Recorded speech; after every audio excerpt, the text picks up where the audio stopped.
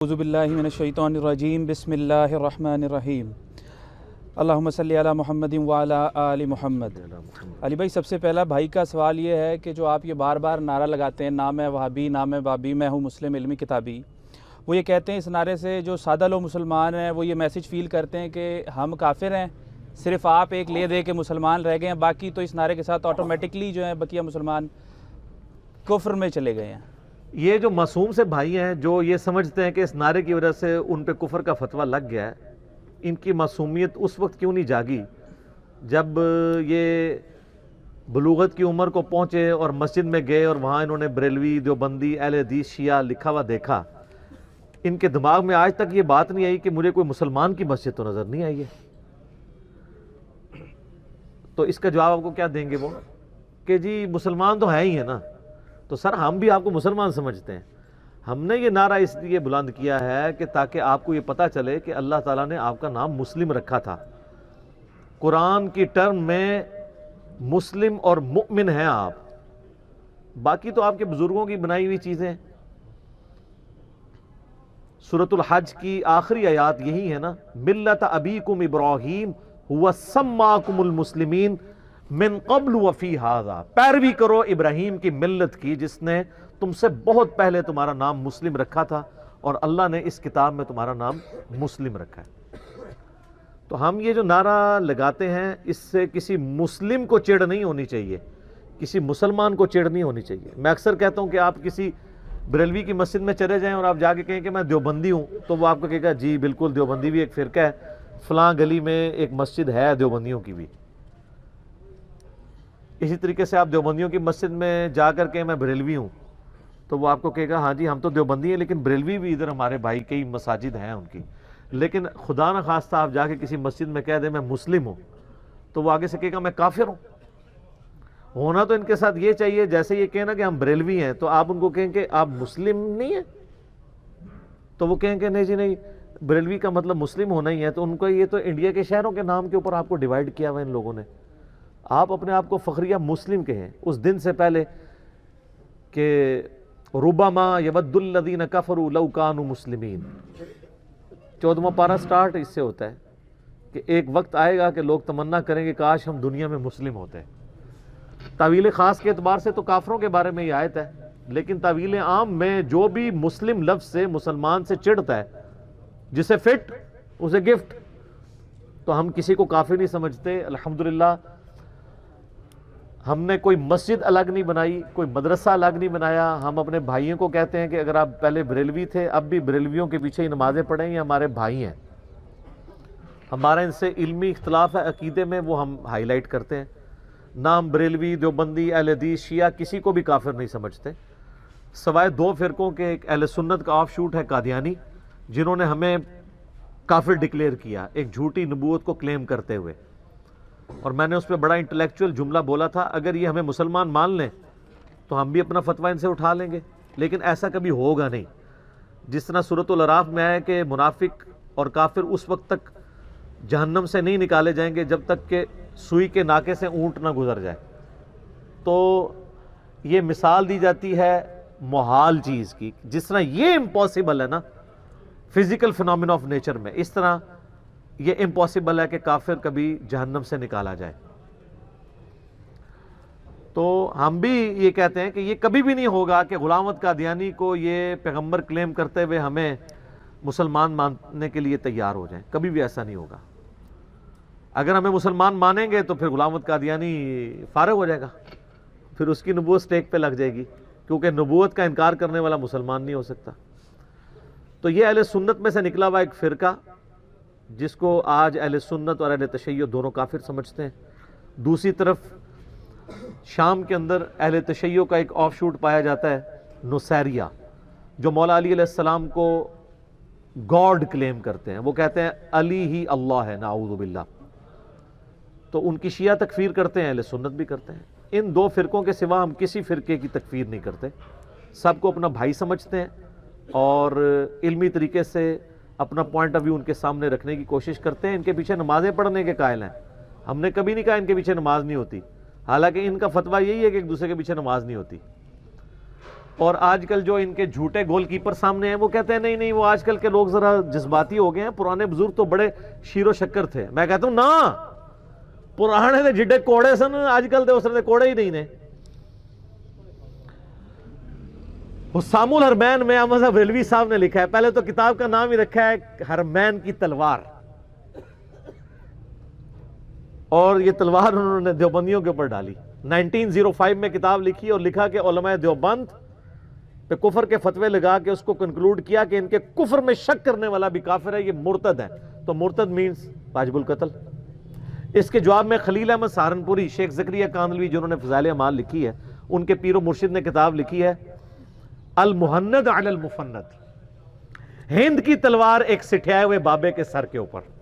اور وہ سٹھایا ہوا بابا کہا احمد بریلوی کو، اور اس میں انہوں نے لکھا کہ احمد بریلوی ان کی پوری جماعت ایک شیطانی لشکر ہے جو ہم پہ حملہ آور ہو گیا ہے. یہ ان لوگوں کی لینگویج تھی ایک دوسرے کے بارے میں. تو سر آج تک ہم نے تو کبھی اس طرح کی لینگویج ان لوگوں کے بارے میں یوز نہیں کی ہے.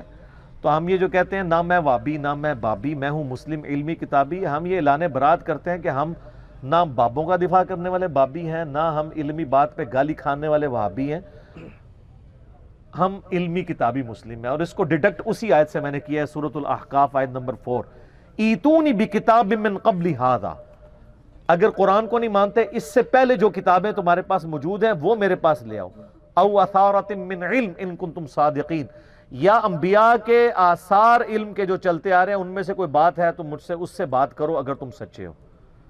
تو اس میں علم بھی ہے کتاب بھی ہے. لیکن آپ کو پتا کیا کہانی کرائی گئی ہے؟ علمو بس کریو یار. ایسے ہے سیانے، ان کو پتا ہے کہ علم ہماری موت ہے. اور انبیاء کی وراثت کیا ہے؟ علم. نبی علیہ السلام کو قرآن میں کس چیز کا حکم ہوا؟ اے اللہ میرے عشق و سرور میں اضافہ کر دے، میرے وجدان میں اضافہ کر دے، میری مستی میں اضافہ کر دے، یا میرے علم میں اضافہ کر دے. قل رب زدنی علما. پھر سورہ الزمر میں آیا، یہ سورہ طٰہٰ میں ہے، قل رب زدنی علما. قل هل يستوي الذين يعلمون والذين لا يعلمون انما يتذكر اولو الالباب. اے نبی علیہ السلام فرما دو بھلا علم والے اور بغیر علم والے برابر ہو سکتے ہیں؟ نصیحت تو نہیں حاصل کرتے مگر عشق دے چلے، ہے نا کہ علم والے. انما یخشی اللہ من عبادہ العلماء. اللہ کی معرفت اور خشیت تو صرف اہل علم کو ہے. اب مجھے بتائیں جس بابے نے یہ شعر لکھا ہے علمو بس کریو یار، وہ کس کی توہین کر رہا تھا؟ قرآن کی، پیغمبروں کی، الٹیمیٹلی اللہ کی. اللہ تو ہر چیز علم کے راؤنڈ سانٹیڈ کرتا ہے، اور جو علم سے ہی بھاگے گا ان کو پتا ہے کہ علم کا، چونکہ علم کے میدان میں ان کی کوئی حیثیت نہیں ہے، یہ تو جذبات کے کھلاڑی ہیں، تو انہوں نے اس لیے علم کے اوپر قدغن لگائی. او جی وہ شیطان کو بھی بڑا علم سی. سر یہ کس آیت اور کس حدیث میں لکھا ہوا ہے کہ شیطان کے پاس بہت علم تھا؟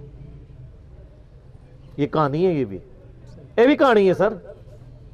مرنے سے پہلے اے مسلمان کر لے اس پہ غور. کتابوں کا خدا اور ہے، بابوں کا خدا اور.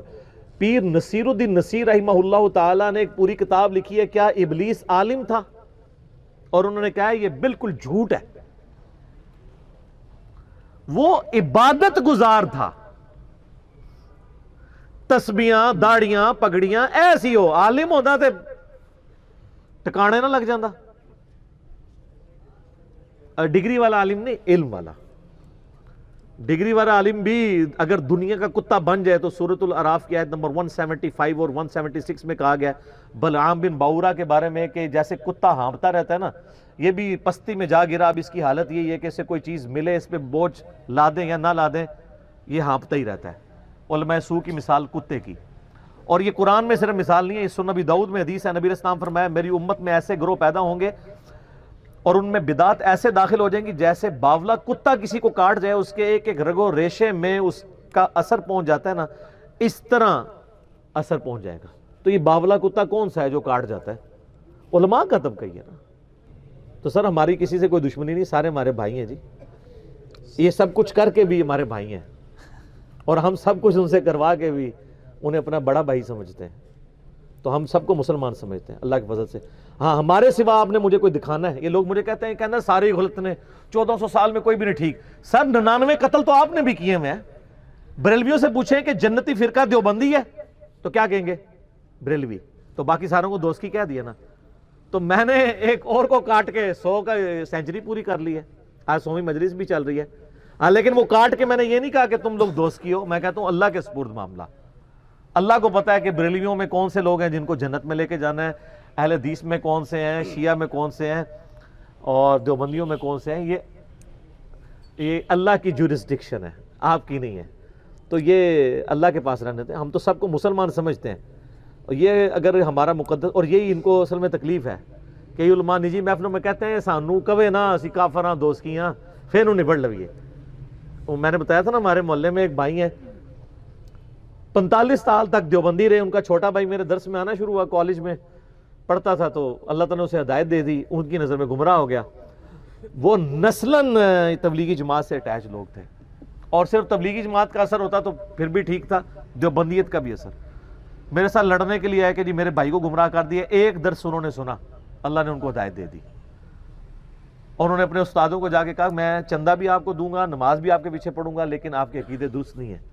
انہوں نے کہا خدا کے لیے تم ہماری مسجد چھوڑ دو. ان کا مسجد نہیں چھوڑنی, کیونکہ عبداللہ بن عمر فرماتے ہیں سنن کبری البیہقی کے اندر, جب تک خوارج کی مسجدوں سے حی علی الصلاح حی علی الفلاح کی آواز آئے گی, ہم ان کے پیچھے نمازیں بھی پڑھیں گے, ان کے سلام کا جواب بھی دیں گے.